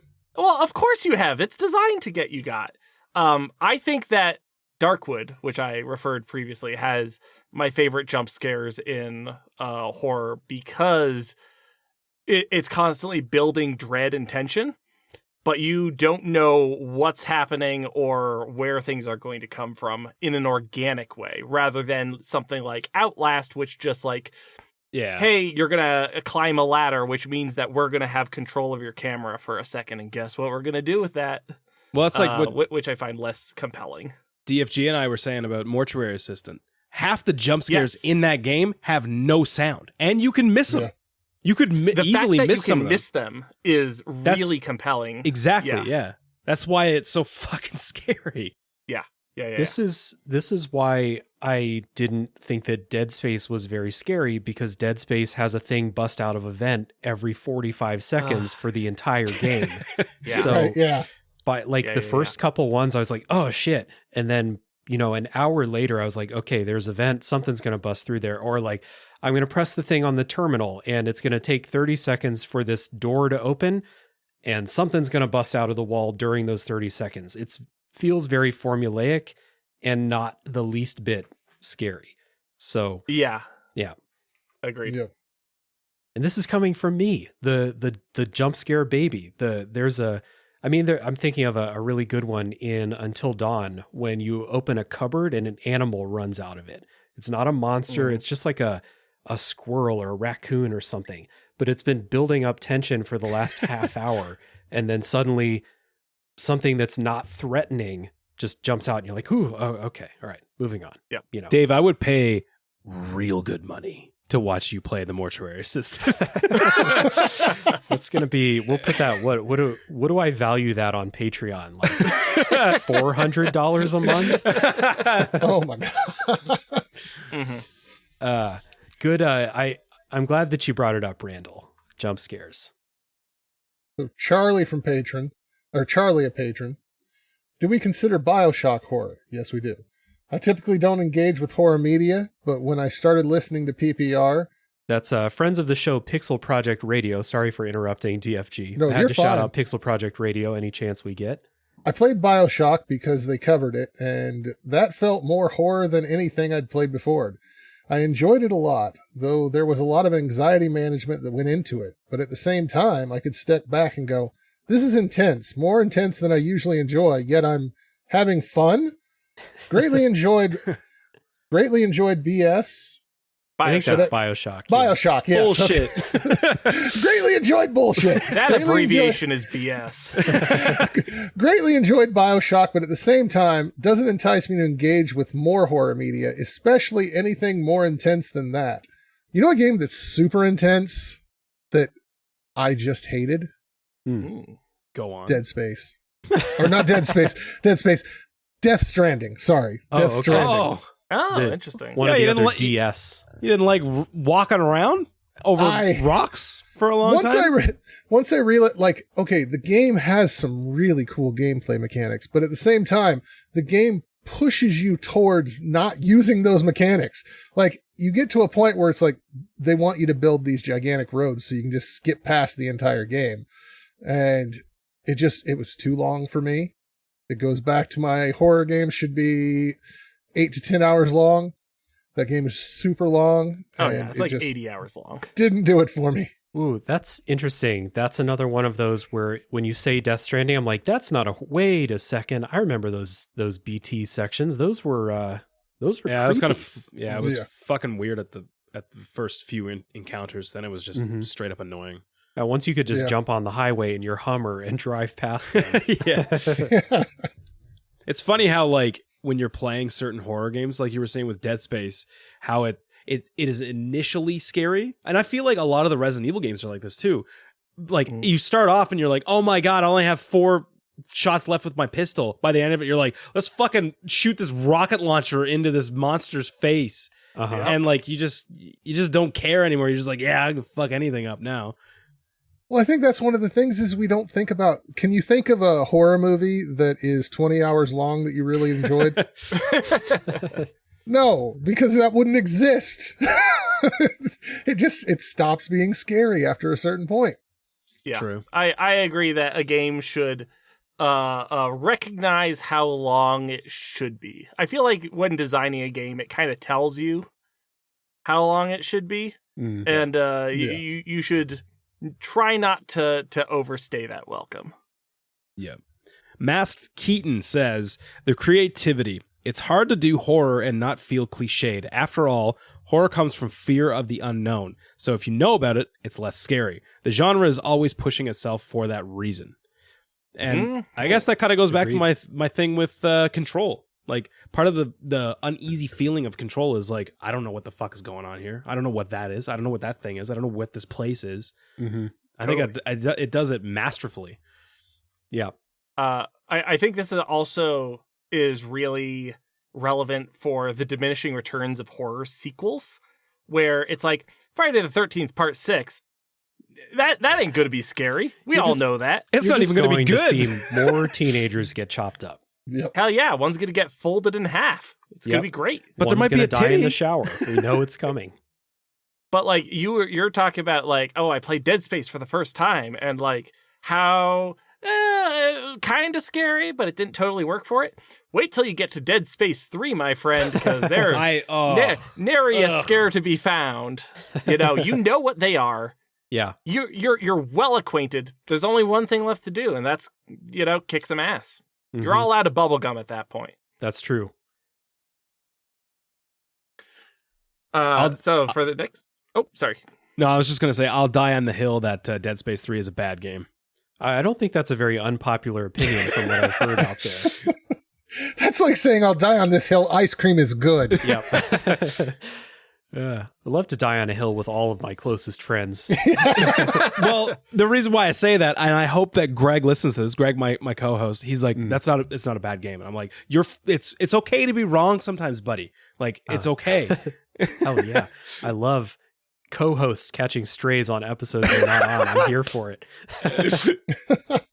I think there's more truth that like it wasn't inevitable that Dead Space 3 was going to be bad. I think it like has a couple things that had potential, but then mostly the money people came in and were like, throw some microtransactions in there. Let's get some co-op. Yeah, this'll work. Also, just want to shout out Mass Keaton real quick, because this kind of what they said goes back to what I said earlier about having cool stories be one of my big draws to playing horror games. And horror stories are consistently some of the most creative stories in games that I play. So big agree with Keaton there. Next up, I'm getting all the good ones. Hi, Jala. Jala from Jala-chan's Place and the Level podcasts. Horror media preys upon the common fears of society. Each decade has its particular fascination as the global politics and economy shift, leading to particular types of monsters and styles of horror. Through this horror, people can engage and address the sensations they experience in the real world and, if it's a game, take action to defeat these anxieties. Biohazard / Resident Evil, for example, is all about viruses, big pharma, and government conspiracy. In the 80s, we had the AIDS epidemic, and more recently, COVID. RE7 and 8 took it to a new phase where now it's a type of mold that can also be extrapolated out into other current and common fears. Human experimentation on the general populace, naturally existing parasites we don't fully understand, taking and transformed into bioorganic weapons. The general populace is at the mercy of these corporations and governments, if not for the few brave heroes fighting to take the villains down. This is a very deep well to dive into, so I limited myself to just a brief mention of a single series that itself takes many forms. And I think that's 100% accurate. Like, you can definitely find trends in horror films that stretch back, decades, just because film is such has so much more history than video games. You can see these trends come and go, these rise and fall, the way that different anxieties are expressed through horror movies and horror monsters. And that's also true for video games, especially as, more time goes out and those patterns are able to emerge. Yeah, 100%. Next up, we have The Artful Scruff. They say, I also wouldn't say I'm a particularly big fan of horror games, and I'm not even sure I could say what drew me to the ones I have played. I do enjoy the feeling of dread of not wanting to turn a corner or open a door because of what might be there. I think there's often an aesthetic consideration for me. Dead Space and Signalis both look really cool. And I threw a little bit of shade at Dead Space, but it does look really fucking cool. And Signalis does too. I'm excited to play that. It's a good ass game. Love the art direction of Signalis. It is genuinely like unsettling sometimes. It's also just like I think it's just really stunning in its different choices, the way that it'll like frame a cutscene or like have that absolute flat red, which is just like so striking looking. Really immaculate vibes in Signalis. It's on Game Pass too, which is great. Is. Like, it's I still need to play it. So I haven't gotten to Signalis yet.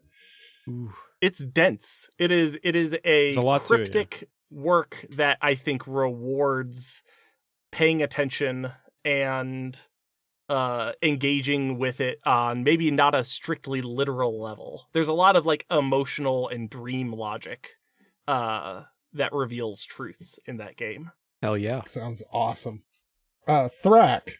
Horror is fun for that darker storylines and messed up ideas mixed with some philosophy. Also, gameplay-wise, they can be very exhilarating. Favorite horror games are Resident Evil 4, Silent Hill 2, Alien Isolation, Alan Wake, and Doki Doki Literature Club. Doki Doki, dude, get the fuck out of here with that shit.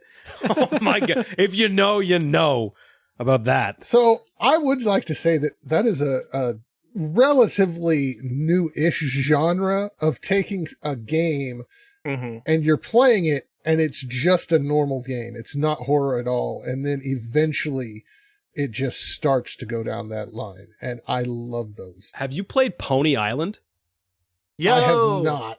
Pony Island is my favorite. So bad. Holy shit. I didn't know anything about Pony Island. It was on sale on Steam and it was like overwhelmingly positive. And I was like, fuck it. It's like 30 cents right now. Yeah. I bought it. I didn't know what I was getting into, man.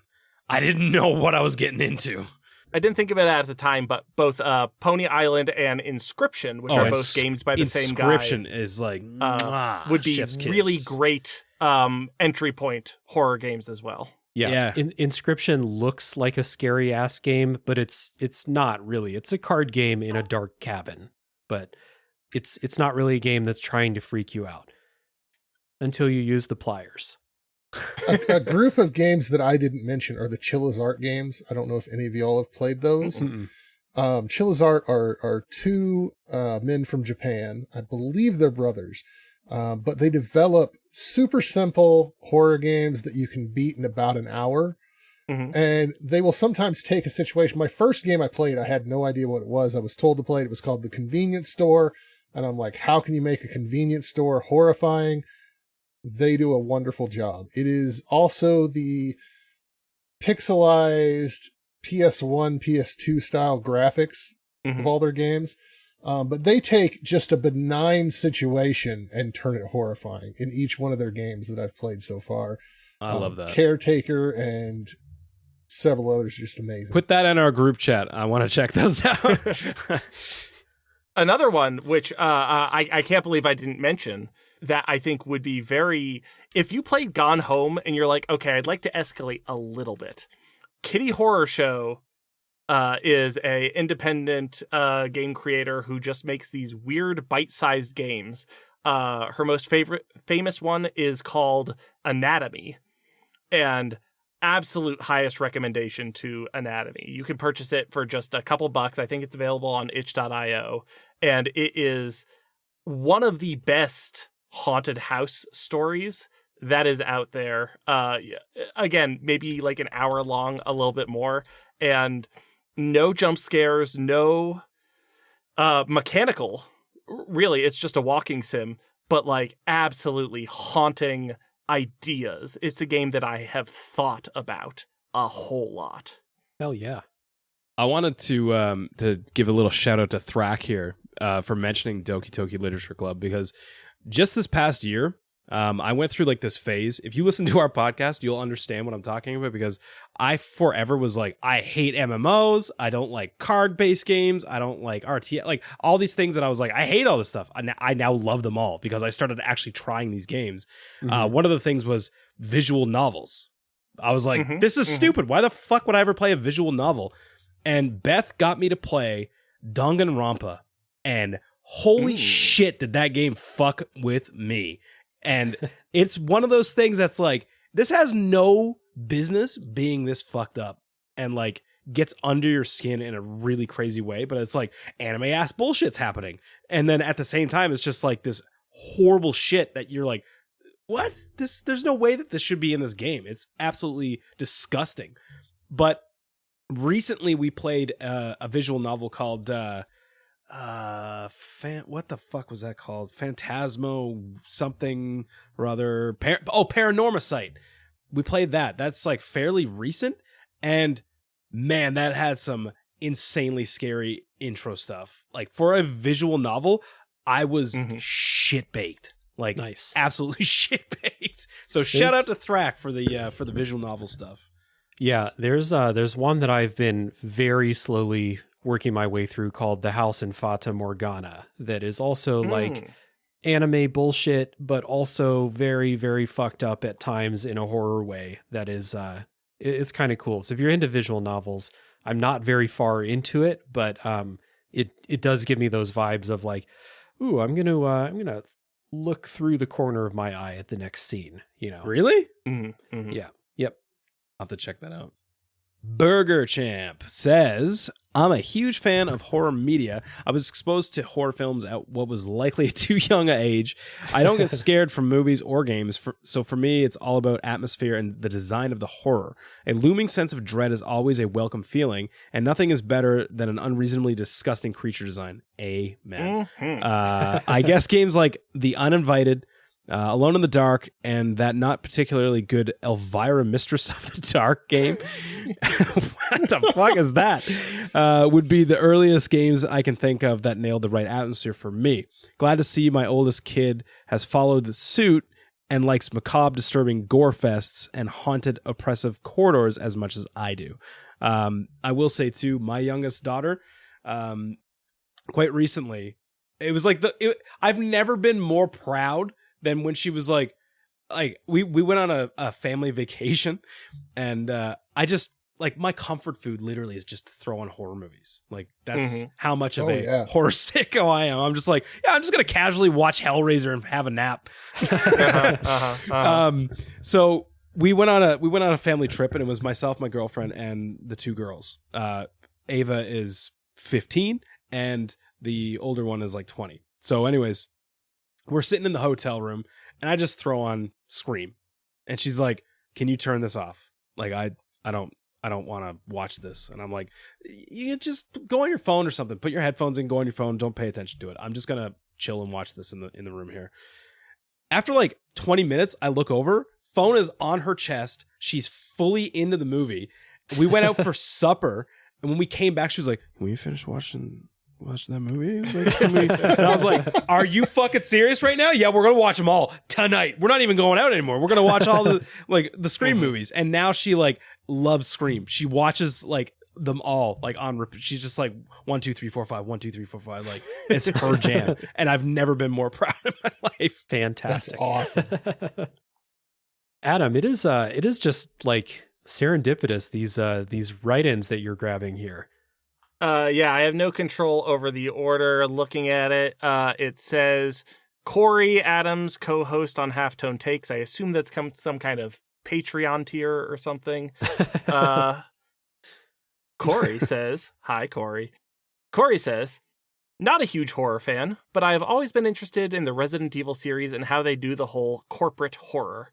I've always been a fan of the corpos were effing around, and the little guys are always the ones who end up finding out. And yeah, absolutely. I think that's something that weirdly doesn't get talked about a lot is how Resident Evil is like explicitly corporate horror. It is about evil corporations, and eventually it turns into, now we have a cartoon villain twirling his mustache talking about total global saturation. But for the vast majority of it, it is about like these impersonable forces that cause tremendous amount of harm without caring for the people who are involved. And that is a rich vein to me, and one that like kind of doesn't get a ton of representation outside of the Resident Evil series. Yeah. I'm trying to think, aside from every sci-fi game set in space that's ever been made, of other examples of corporate horror, but that's... I guess Evil Within, sort of, in a weird way. Like, Yeah. There's some... also, some shout out to Within. Evil Within. Evil Within's fucking good. That's some Evil good shit right Within there. 2, specifically. It 2 has is- some real yeah. good shit. Yeah. I like Dino Um, Crisis games are also corporate horror because Yeah. they're Resident Evil with dinosaurs. You know what? They're Devil May Cry with dinosaurs. They're Dude. fucking goofy. Can I just say, like, what are we doing? What are we doing as a society that we do not have more dinosaur horror games? Like, what is going on? I mean, I Exactly. said at the beginning of this, when I was 7 years old, I got scared by a fucking raptor in a Super Nintendo game. Yep. Like, bring it back, baby. Like, someone has to be doing this shit. I feel like an Alien Isolation style Jurassic Park game could be Yeah. really compelling. There is something coming out. I can't remember what the name of it is, but they teased it at like the Game Awards or something like last year. They showed like a very quick trailer, and it literally said like survival horror Jurassic Park, and I was like, I'm in. Yep, You don't even need to say anything else. I'm already buying the game full price day one. Exoprimal is the modern It's terrifying. spiritual It's successor to Dino Crisis, and honestly, it's the spiritual successor that Dino Crisis deserves, in my opinion. It's fun. It's a fun game. So that's all of our write-ins for this episode. I want to thank everybody who's in the Discord server who decided to take part in this episode and write in, share your thoughts about horror games. If you are listening and you're thinking, hey, I would like to participate in a future episode and I'd like to hang out with a bunch of cool people, the Tube Discord server is a place where you can participate and hang out with a bunch of cool people. So you'll find an invite link down in the show notes. You can join the Discord server. Highly recommended. It is a good time and we'd love to have you. So as we wrap up this episode, we'll do a little bit of housekeeping as always. First of all, thank you to the three of you, DFG, Gerry, and Adam, for joining me. And I want to give you all a chance here at the end to tell people where they can find you around the internet and what you do. So DFG, I'll start with you first. I'm Maddie, the Dogface Gamer, DFG if you like. You can find me on Twitch 3 times a week, Tuesdays, Fridays, and Saturdays at 7 p.m. I play a variety of all kinds of games and have a very big bent towards horror. So if there's something new in horror and you want to check it out, I've probably played it. Hell yeah. And Gerry. Yeah, you can find my voice along with Greg and Beth's voice on Super Ghost Radio. It comes out every other Friday. You can get that on all your different podcasting platforms. We're also we're working on a YouTube channel. It's been kind of a running joke that we're going to eventually get some stuff up. We're also on Twitter or X or whatever the fuck at Super Ghost Radio, and on Instagram at Super Ghost Radio, and on Twitch at Super Ghost Live. And Adam. Yeah, you can find my podcast, Halftone Takes, wherever podcasts are available. I have a episode that's about my love of Resident Evil. Also, go back to Tales from the Backlog. Listen to me talk about Resident Evil 4. It's a good time. Yep. And if you just can't get enough Resident Evil and you like tabletop games, maybe consider checking out Enter the Survival Horror on itch.io. I value access, and so I always have free community copies available for people to just come check out the game risk-free. And then if you like it, support afterwards. Awesome. So we'll find links down in the show notes once again for Twitch and podcasts and tabletop games. And while I'm talking about Tales from the Backlog here, you can go ahead and click those links and subscribe, follow, whatever you can do. Just tune me out. You've heard this before if you've listened to the show. So I really appreciate, as always, people who share the show with people. Regardless, you tell someone you found a new podcast they should listen to. They'll probably block you and or run away, but that's fine. That comes with the territory. I appreciate it. If you want to support monetarily, you can do that on Patreon. Patreon.com/RealDaveJackson is the place. And I have another podcast because I'm an idiot. I have 2 podcasts. The other one is called A Top 3 Podcast, and we do top 3 lists. And we've done top 3 scary movies, I think is the only horror list we've done on the show. Top 3 is a good time. If you want to hear me talk about things that are not video games, that's the place. So once again, thank you to the 3 of you, DFG, Gerry, Adam. I appreciate you all taking the time. This has been awesome. Exactly what I wanted from this episode. So everyone, open invitation to come back on the show. This has been great. Thank you everybody for listening, and tune in next week for the next game to come out of the backlog. We're kicking off Horror Month. Let's go.